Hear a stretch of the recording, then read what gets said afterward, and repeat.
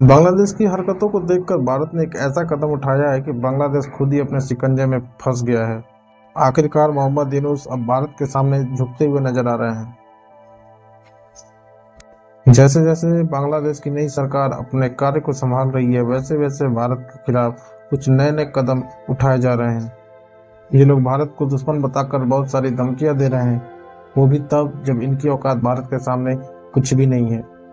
लेकिन जैसे जैसे बांग्लादेश कंगाली की तरफ बढ़ रहा है, उसके पास कोई चारा नहीं बचा है कि वो भारत के सामने घुटने ना टेके। यही वजह है कि पहली बार ऐसा हुआ है कि बांग्लादेश सरकार की तरफ से भारत को लेकर एक बहुत ही बड़ी बात कही गई है। भारत के अलावा रूस और ऑस्ट्रेलिया भी बांग्लादेश को उसकी औकात दिखाने का काम शुरू कर दिया है। पूरी अपडेट के बारे में इस वीडियो में आगे आपको बताने जा रहे हैं, मगर आप सभी से करबद्ध निवेदन है कि हमारे इस चैनल को सब्सक्राइब कर दीजिए और लाइक कर दीजिए। यह आपके लिए बहुत ही छोटा सा काम है, मगर यह हमारे लिए बहुत बड़ी मदद होगी आप सभी की तरफ से।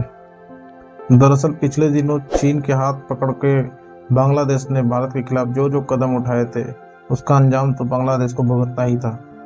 बांग्लादेश ने हिल्सा मछली का एक्सपोर्ट पूरी तरह से, जो कि भारत को बहुत बड़ी मात्रा में सप्लाई दिया जाता है बांग्लादेश की तरफ से, उस पर रोक लगा दिया था। और ये ऐसे टाइम पर रोका गया जिस टाइम पर भारत में इसकी सबसे ज़्यादा ज़रूरत थी, सबसे ज़्यादा डिमांड था। दरअसल दुर्गा पूजा आने वाला है और पश्चिम बंगाल और उससे सटे क्षेत्र में लोग इसी मछली को अनुष्ठान मानकर पूजा करते हैं और प्रसाद के रूप में इसको लिया जाता है। खिचड़ी के साथ हिल्सा मछली को खाना बहुत ही ज़्यादा पसंद किया जाता है बंगाल में। यही वजह है कि हिल्सा मछली का डिमांड कई गुना बढ़ जाता है जब दुर्गा पूजा धीरे धीरे करीब आने लगता है। हिल्सा मछली मुख्यतः बांग्लादेश में मिलती है और भारत में इसकी बहुत ही बड़ी खेप बांग्लादेश के द्वारा भेजी जाती है। लेकिन जैसे ही शेख हसीना की सरकार गिरती है और नई सरकार बनती है, बांग्लादेश की तरफ से इस मछली के एक्सपोर्ट पर पूरी तरह से रोक लगा दी जाती है। और सिर्फ सप्लाई नहीं बंद की गई, बल्कि हिल्सा मछली पर भारत के लिए पूरी तरह से एक्सपोर्ट पर बैन लगा दिया गया है। अब इस फैसले को देख के भारत बिल्कुल भी खुश नहीं है और देखा जाए तो बांग्लादेश की तरफ से एक तरह का दबाव बनाने की कोशिश किया जा रहा है भारत के ऊपर, जिससे भारत तीस्ता नदी के समझौते को जल्द से जल्द पूरा करे। नहीं तो आगे चलकर बांग्लादेश इस बात को इंटरनेशनल प्लेटफॉर्म पर ले जाना चाहता है। दरअसल बांग्लादेश को ये लगा कि वो अगर हिल्सा मछली के एक्सपोर्ट को रोक देगा तो भारत दबाव में आ जाएगा और तीस्ता नदी के जो भी उसका मैटर है उसको क्लियर जल्द से जल्द कर देगा। लेकिन बांग्लादेश शायद ये भूल गया था कि जिस देश से टक्कर ले रहा है उस देश के लोग राजनीति और कूटनीति में बहुत ही ज़्यादा आगे हैं। भारत जब चाहे बांग्लादेश की इकोनॉमी को मिट्टी में मसल कर रख सकता है। अब जब पानी सर के ऊपर निकल गया तो भारतीय कंपनियों ने बांग्लादेश की उसकी औकात दिखाने में कोई कसर नहीं छोड़ा है। हम बात कर रहे हैं अडानी ग्रुप की, जो बांग्लादेश को हर साल करीब 7.5 बिलियन बिजली की यूनिट्स को अवेलेबल करवाता है और बांग्लादेश के एक बड़े क्षेत्र को, बड़े आबादी को अडानी की वजह से ही रोशनी देखने का नसीब होता है।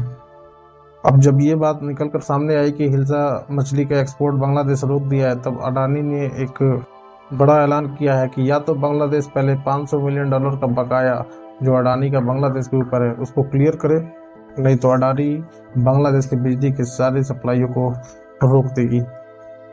भारत की इसी चेतावनी की वजह से बांग्लादेश को काफ़ी गहरा सदमा लगा हुआ है। अब रूस और ऑस्ट्रेलिया जब देखा कि भारत के खिलाफ बांग्लादेश का ये एक अड़ियल रवैया है, इन दोनों देशों ने भी बांग्लादेश को उसकी औकात दिखा दी। रूस ने भारत के साथ अपनी दोस्ती निभाई और रूस ने बांग्लादेश से $630 मिलियन अपने पैसे, उनका इंटरेस्ट वापस मांगा है बांग्लादेश से। जब शेख हसीना का शासनकाल था तो रूस ने बांग्लादेश में एक न्यूक्लियर पावर का कंस्ट्रक्शन किया था। इसके लिए रूस की तरफ से बांग्लादेश को $12.5 बिलियन का लोन दिया गया था, जिसमें $630 मिलियन का इंटरेस्ट बांग्लादेश को रूस को देना था। लेकिन बांग्लादेश की इतनी औकात ही नहीं है कि अभी तक वो इस लोन को, उसके इंटरेस्ट को चुका सके। अब रूस ने बांग्लादेश को चेतावनी दे दी है कि जल्द से जल्द अगर ये इंटरेस्ट वापस रूस को नहीं किया गया तो रूस बांग्लादेश के ऊपर एक बहुत ही बड़ा पेनाल्टी लगा सकता है। इस पेमेंट का भुगतान bank of China Shanghai branch के द्वारा ही होना है। इस पेमेंट के लिए रूस की तरफ से बांग्लादेश को एक लिमिटेड डेडलाइन दी जा चुकी है। अब बांग्लादेश के नए प्रधानमंत्री बहुत ही ज़्यादा प्रेशर में आ चुके हैं। ये पैसों के जुगाड़ में इधर उधर ठोकर खा रहे हैं, लेकिन इनकी औकात नहीं है कि इस स्थिति में वो इतने पैसों का जुगाड़ कर सके। ना ही उनको अपने पड़ोसी देशों का सपोर्ट है, न ही इतना ज़्यादा फॉरेन एक्सचेंज है कि इतना लोन चुकाने के बाद अपना देश वो आराम से चला सके। इसी बीच ऑस्ट्रेलिया ने भी बांग्लादेश को एक चेतावनी दे दिया है कि अगर बांग्लादेश में रह रहे माइनॉरिटी के साथ बांग्लादेश सही से पेश नहीं आई और ऐसे ही अत्याचार बढ़ा रहा तो ऑस्ट्रेलिया भी एक बड़ा एक्शन बांग्लादेश के खिलाफ ले सकती है। और उम्मीद ये लगाई जा रही है कि इसका सीधा असर कोयले एक्सपोर्ट पे जो बांग्लादेश को ऑस्ट्रेलिया देती है उस पर हो सकता है। अगर ऑस्ट्रेलिया ने कोयले की सप्लाई को बांग्लादेश के लिए रोक दिया तो बांग्लादेश में होने वाले पावर प्लांट्स के सारे प्रोजेक्ट्स पे रोक लग सकता है और बांग्लादेश के टेक्सटाइल इंडस्ट्री को कई बिलियन डॉलर्स का नुकसान हर दिन हो सकता है। सीधा सीधा ये बोला जाता है बांग्लादेश अब चारों तरफ से घिर चुका है। बांग्लादेश के पास सिर्फ एक ही चारा है और वो है कि वो भारत की बातों को चुपचाप सुने और मानता जाए। सोचिए, बांग्लादेश भारत को कुछ खाने पीने की कुछ ही चीज़ें बस एक्सपोर्ट करता है, वहीं भारत बांग्लादेश को हर साल आलू, प्याज, चावल, दवाइयाँ और बड़ी मात्रा में कई सारी चीज़ें सप्लाई करता है। अगर भारत इस सारी सप्लाइयाँ रोक दे तो बांग्लादेश की कमर वैसे ही टूट जाएगी। जानकारों को ये मानना है कि भारत भी कई चीज़ों की सप्लाई पर रोक लगा सकती है या हो सकता है बांग्लादेश के तरफ जाने वाली बहुत सारी चीज़ों पर पूरी तरह से बैन भी लगा सकती है। इसके लिस्ट में सबसे ऊपर है चावल, जो मेन फूड माना जाता है बांग्लादेश में सबसे ऊपर। बांग्लादेश को कहीं न कहीं ये अनुभव हो चुका है कि भारत के साथ उनका संबंध बिगड़ता जा रहा है और भारत भी अब बांग्लादेश के खिलाफ कई सारे एक्शन ले सकता है। इसलिए बांग्लादेश के सुर अब धीरे धीरे नरम हो चुके हैं।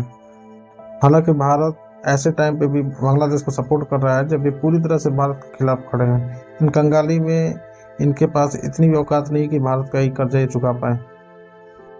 कहीं न कहीं देखा जाए तो अब बांग्लादेशी नेता सारे अब बैकफुट पर आ गए हैं, भारत के सामने झुकने लगे हैं और तीस्ता नदी का भी जो मुद्दा था वो भी कहीं न कहीं गायब सा हो चुका है। तो आप सभी बताइए मित्रों, आप सभी को क्या लगता है कि अगर भारत बांग्लादेश को उसकी औकात पर छोड़ देता है, उसके हाल पर छोड़ देता है, तो आने वाले समय में बांग्लादेश का क्या हो जाएगा?